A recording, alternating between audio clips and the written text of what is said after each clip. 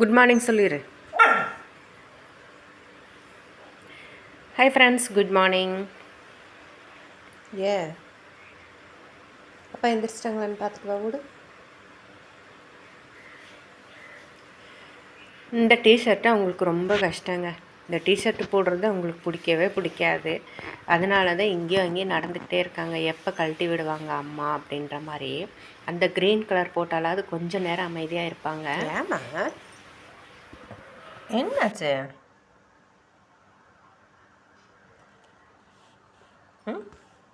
இப்போ கேளு.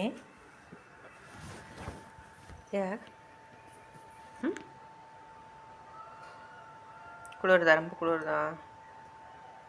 குளிருதுன்னா நட, உள்ள நட நட பாப்பா. ரொம்ப குளிர் அடிக்குதா? அப்புறம் ஏன் இங்கே வந்து உட்காந்துருக்க?